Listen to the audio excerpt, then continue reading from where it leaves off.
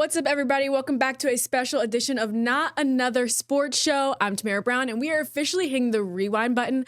Football season gave us a lot to talk about, from those viral sideline moments to the deep dives into the culture of the game. So we're going to look back at some of the best moments from this year. Talked about you being an Eagles fan earlier, and we're football fans as a whole. You know, we covered the sport. Clearly, we love it. What type of fan are you? I'm definitely an optimist. I'm always looking at the bright side. I know Eagles fans have a rep of being like crazy, passionate. I'm all that too. But I'm definitely not like an angry Eagles fan. I know we get a lot of stereotypes for being angry. I'm definitely the optimist. I do get a lot of like backlash sometimes when things look like they're spiraling for my fan base and I'm making content from a positive point of view. They're like, oh my goodness, Simone, you're too positive. This season's over, and mind you, it's week 4. So I'm definitely someone who's always looking on the bright side. I like to, hope for the best out of particular players that might not be performing that well. I'm always like, well, one more week under their belt. They're learning still. So I'm definitely not the type to quit on a player, to quit on the team. I'm definitely like, some people can say make excuses. I call it being optimistic. Where would you want to enroll in college based off of the most fun team you enjoy watching right now? Yeah, totally. I mean, I grew up in upstate New York, so I'm always going to be biased to my orange. Big Syracuse fan, grew up a Syracuse fan. I went to Syracuse for grad school, but I have to say, Penn State is electric, and I will say the atmosphere of watching like a Penn State football game at Beaver Stadium always just appealed to me, especially the whiteouts, and then you get older and you hear the whole Mo Bamba thing, and they're all jumping around like crazy. So I just think as a student, if I ever went to a football game at really just a massive power school like a Big Ten or an SEC, but especially a Beaver Stadium Penn State football game, I think that would be my go-to for sure. So I get that. I think Penn State is great. Obviously, I've never been there. The whiteouts look awesome every time Insane. I see them. But my problem is this year picking them for Bandwagon University. No, right I know. now here in this show when they don't have a head coach, they're just not your typical Penn State, James. No, they're not. They're not. They're on a down year. But, and the thing that's crazy about this is they did have the skid with James Franklin. But the expectation now with Penn State is you're a college football playoff team. You're going 11-1. You're going 10-2. 10-2 is an average year for Penn State football at this point, which is why even the skid, the Northwestern loss was horrid. But, I mean, they had Oregon on the ropes. It was a really close game. They were a top 3 team in the country at that point. So it just goes to show you the volatility of college football for sure. But I think that it's going to be a really quick rebuild for Penn State. Before we go, we have to, get your thoughts here. Who's going to be their head coach if they're going to turn things around? Who are your picks? That's a good question. I think for a lot of the head coaching jobs right now, in terms of a coaching carousel, because it really is just a coaching carousel at this point, and you're going to see so much movement around college football from all of the coaches that have been fired. I'm talking like, James Franklin, Billy Napier, Brent Pry, like there's just so many good names out there. Honestly, it's hard to pick. I just think that you can't, for a Penn State job, a job like that is probably one of, if not the biggest head coaching positions in college football right now, you can't hire a coordinator. You have to go after somebody who has legitimate head coaching experience for this job in a power conference, because it's too hard to take a gamble on somebody who was a coordinator prior to that. Penn State's too big of a job, and their expectations are way too high. I can't hammer down one name, though, because there's too many that have been fired at this point. You have to get started with setting the table. I think that's really important. Right. So when you think of NFL teams, all 32 teams, who is the team that you're picking that always wants to host Thanksgiving? Always wants to host is interesting. And I can't remember. Basically, I mean, if you want to be traditional, the Detroit Lions host a game on Thanksgiving every year.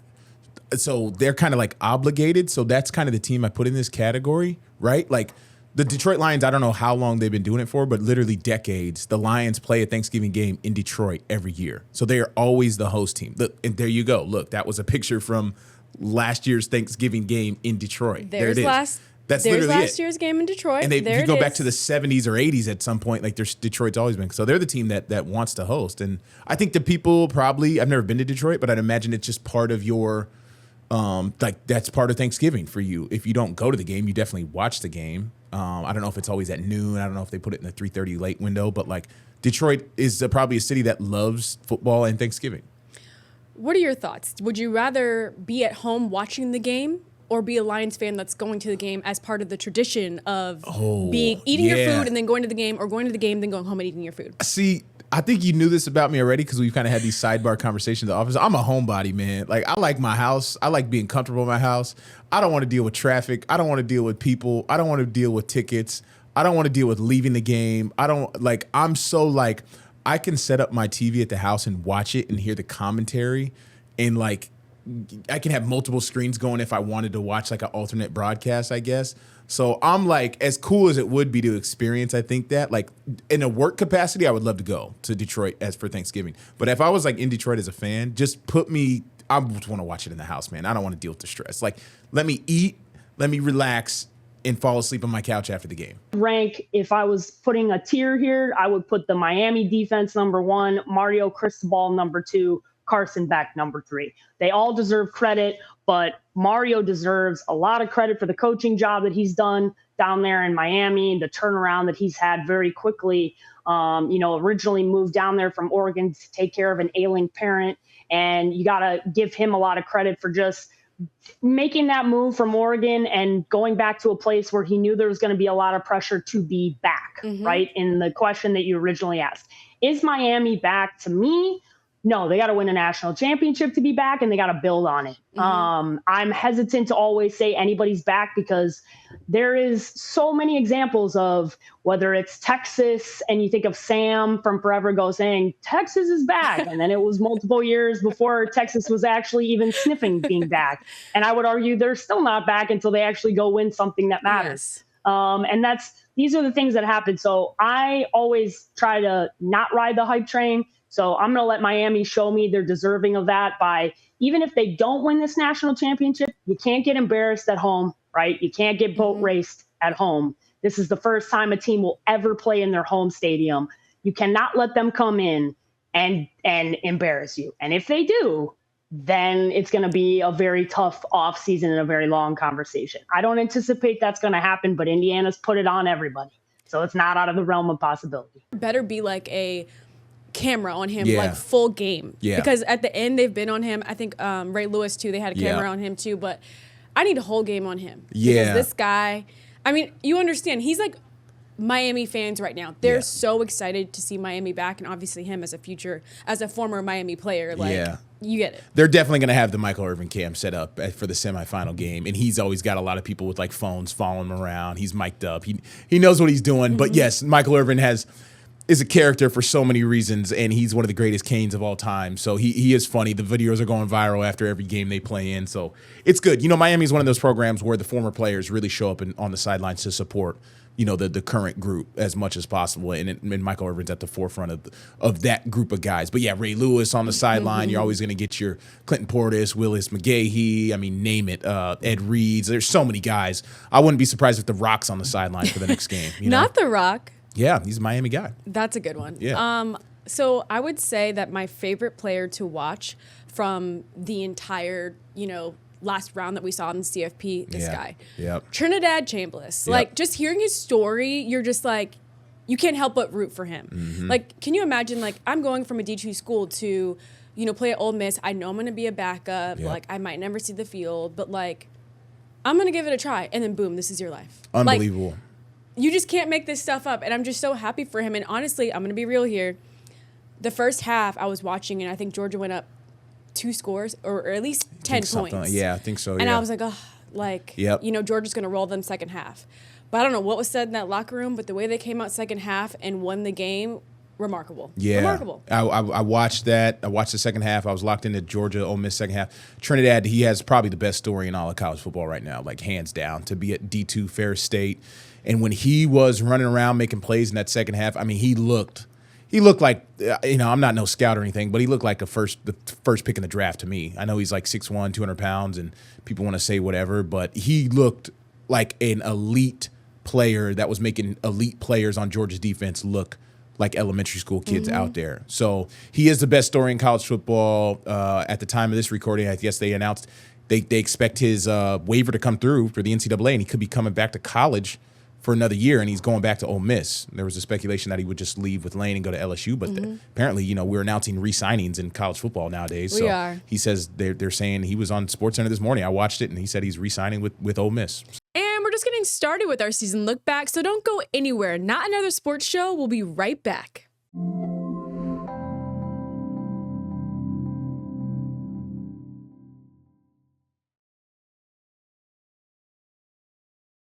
And we're back on Not Another Sports Show. This is a special edition of the show where we're looking back on football season that just ended, and they're preparing for 2026 now with the NFL Combine. So before we completely turn the page, let's keep looking back at some of the best moments. Welcome back to 12 Days of NFL, Part 2. Taylor and I got a little bit too chatty, so we didn't even get through all the episodes. We didn't even get through all of the moments in the first episode. It was intended to be one, but we were just having so much fun. Time flies when you're having fun. So we're back for part 2. We ran through a couple of them with, Vrabel giving reporters, female reporters, like the first go at press conferences, which is incredible. I talked about Jameis Winston being the personality hire. Bills, Ravens, Cowboys, Eagles. We talked about a lot of things. Go watch part 1 to see all the things that we talked about so far. I'm actually going to go first, I think, Taylor. I think I'm going to go first. Yeah, I think we ended on you. Yep. So my next one had to do it here. You probably can also predict what I'm going to do here because I talked about Jameis. Shedeur, prime time. Like, at the start of the season, actually, let's just rewind. The draft, supposed to be a first-round pick, and obviously he fell 4 rounds, drafted later than anyone ever expected him to be drafted. And at that moment, I was like, wow, his 30 for 30. I can picture it now. It's going to be so good. Just the redemption story of, supposed to be first-round pick, went many rounds later. Now he's behind all these people in the Browns quarterback room. And here we are. I didn't picture it to happen this fast, but starting the rest of the season.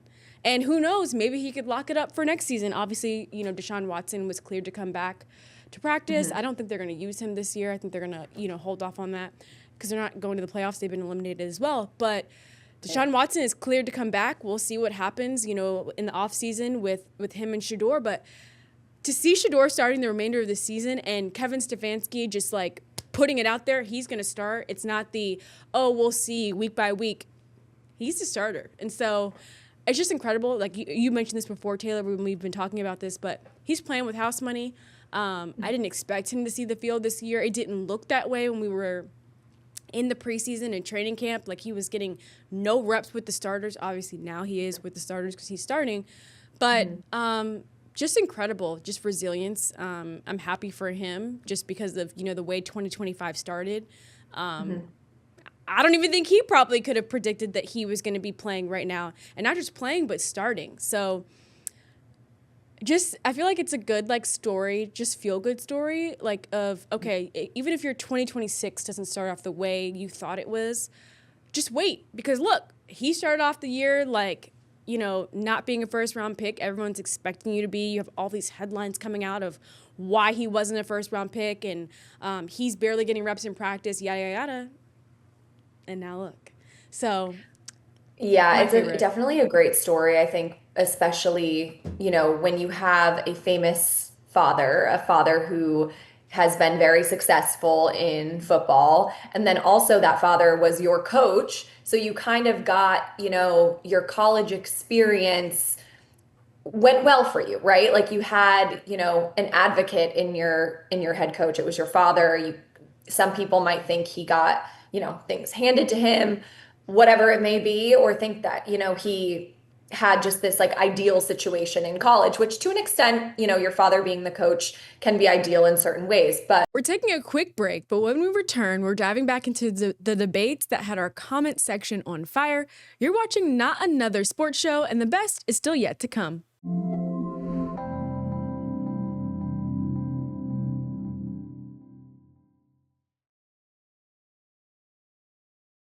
No one's really talking about the Broncos or the Bears having great seasons, and I think now the Bears are top of their division too. Yes. which no one's really talking about. And Nope. it's like, they are on my nice list, quietly on the nice list. Quietly on the They kind nice of list. remind me of that kid who, like, you never have to like yell at them to do their homework. You never have to tell them to do their chores. Like, they're just always doing the right thing. You never really have to say anything to them. That's the Bears for me. Yeah, I mean, they got a little more recognition this past week beating the Eagles, so good for them. But you're right, it has kind of like, I don't want to say flown on the radar because it is the NFL. There's only 32 teams, so fair share of these teams get some spotlight. But yes, no, they're not nearly as talked about at a national level than all the other sexy teams that people like to talk about. The Chiefs, the Cowboys, the Bills, the Patriots are on that list. Name another team out there. So the Rams are, maybe the Rams are on that list. I don't know. But yes, the Bears, Ben Johnson, wow, year one. How impressive. All around. All three phases, they're doing well.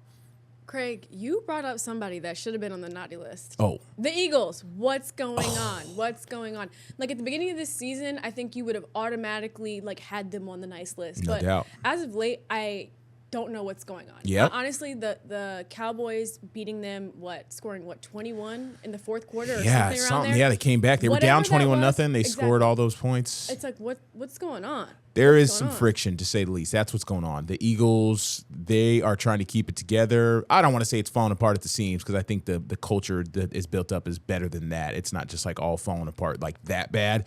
But, yeah, there's a disconnect. The offense, there's a disconnect on that offense between the head coach, the coordinator, the quarterback, the running back, the passing game. If you break down like X's and O's and you like that stuff, a lot of people just call the offense like too simple. They're doing like basic formations, no motion. They're running basic route concepts. Like there's no creativity. So speaking to a couple Eagles friends of mine, like they're fed up with the OC. And he was an in-house guy. They brought him in after their previous Kellen Moore. Kellen Moore took the Saints head coaching job. So this is an in-house guy, and it's just not working out. So there's a disconnect, and the Philly media is loud. The national media likes to talk about Philly, and they, what's funny about the Philly players is like, I don't want to say they feed into it, but it doesn't help when like A.J. Brown's holding dramatic press conferences at his locker every week, and then Jalen has a philosophical quote about why the offense is struggling. It's easy to like make fun of and poke fun of from a distance, along with the results on the field not working out. Well, the NFL is, entertainment. This is entertainment. That's a fact. Like, it's a business. It's an entertainment business, and we're here to enjoy all the drama. There's been so much drama, I feel like. So much. If I was an Ole Miss fan, I'd be angry too. But this is the girl that thought she could turn the player into a husband, and it just didn't happen. See, I love that you use that analogy because I have spilled the tea up there. The tea was piping hot this weekend. Like, it was giving, like, you sit down at the Thanksgiving table and, the questions are always, so who are you dating? Yep. Are you single? Are you going to get married? Am I going to have grandkids? This was that level of tea at the Thanksgiving table. Because when I saw that 100%. clip of Lane Kiffin going up to that reporter, mad that he said, you can't turn her to a housewife. I mean, if the shoe fits, and Paige, you literally said the same thing, but in a nicer way. Like, I'm sorry, but you cannot turn this man into a husband. You just can't. You just can't. No, it's not. It's not who he is. It's not who he's ever pretended to be. I think that's the part that I think Ole Miss wanted so desperately for him to show some loyalty to them because they chose him, right? When he's coming out of FAU, they chose him early. They chose him on his ascension, right? He wasn't back to the top again. He was on this slow incremental grind up to being Lane Train again.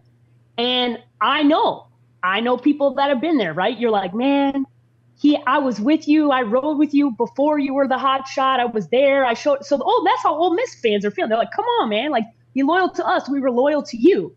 But the problem is erasing everything that he had shown you in his previous jobs. This is just who Lane is. And for the moment that his name was mentioned for these jobs, I was like, oh, this man gonna leave. He gonna leave. And it was going to be one of LSU or Florida. And sure enough, it's the job in Baton Rouge. And when you talk about difference of who was there to who is there now, there could not be two more opposite human beings in Brian Kelly and Lane Kiffin. This is going to be totally different than what they've gotten. And it's going to be a fun ride for all of us that are not LSU people to just watch like this with binoculars, right? Like I'm all in, I'm all gas for this because this is I'm a peeping Tom for the LSU situation going on over the next year. It's going to be the same process for the other coach that we mentioned briefly with Harbaugh leaving and going to the Giants. Obviously, I think Lamar Jackson has to be involved in the process of hiring a new coach for the Ravens. I didn't necessarily agree with this decision either, just because, again, who are you going to get? And I understand, allegedly, I think it was about, they wanted him to let go of its offensive coordinator and find a new one, and he didn't want to. So, they decided to part ways. But it's like, y'all couldn't figure out a way to work this out, because now it's like the Giants hired him in I feel like 2 seconds. Mm-hmm. Mm-hmm. We're left looking around like, okay, who are you going to hire?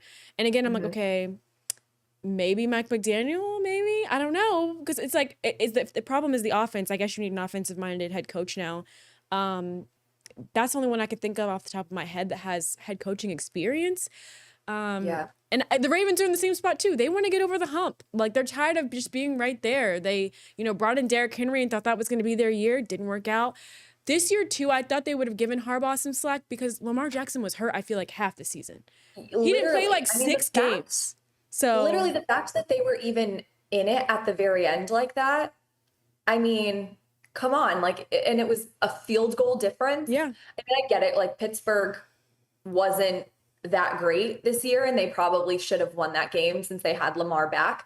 But it also takes time for a quarterback to when a quarterback is in and out all year, they're not in their normal rhythm. Mm-hmm. So I think, you should, after this past year, cut some, that wasn't a fireable year. I think they made the most. They were competitive for what they had and for how they started. The fact that they never quit, they had a horrible start because they didn't have Lamar Jackson.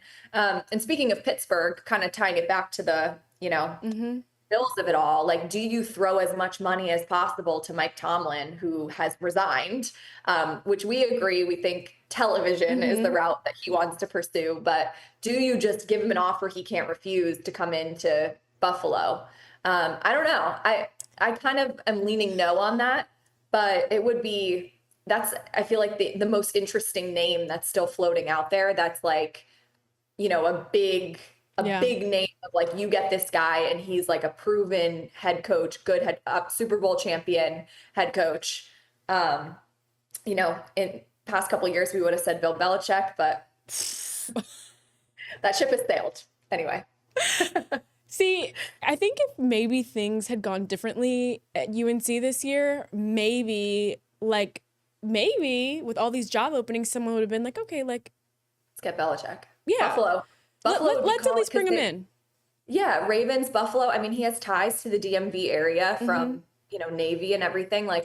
The Ravens could be a job where he would, plug and play, get his, all-time wins record and maybe have a chance at another Super Bowl. Because none of these need a rebuild. They just need to get over the hump. Get over the hump. They don't need you to fix the roster. The rosters are fine. They just need a good coach, essentially. Right. And I think of, even with the Patriots, talking about these coaches of who are you going to get that's better? Look at Mike Vrabel.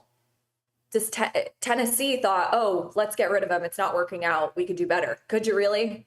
Now you're back. You're looking for another coach. You know what I mean? So I think some of these teams kind of do jump the gun a little bit and they get rid of a good coach because they're not winning right away. But at the end of the day, I know players always say this, but I think Tom Brady is one of the ones that you hear it most.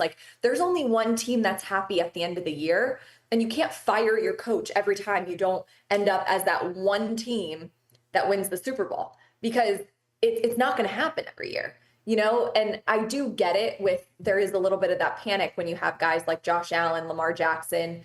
They're, kind of at that midpoint of their career now where it's okay, we need to win now, we only have this window for so much longer. And sometimes you see that window pass. And you'd hate to see that. You want to see those guys go and win a Super Bowl. But, we'll see. What do we know? It's giving it's just like us. I feel like as people, as humans, want microwave success, and we want it, and we want it now. And none of us have a lot of patience. Like, patience is just very hard to have. We've got so much more coming your way as we transition into next season. So join me again next week for another episode of Not Another Sports Show.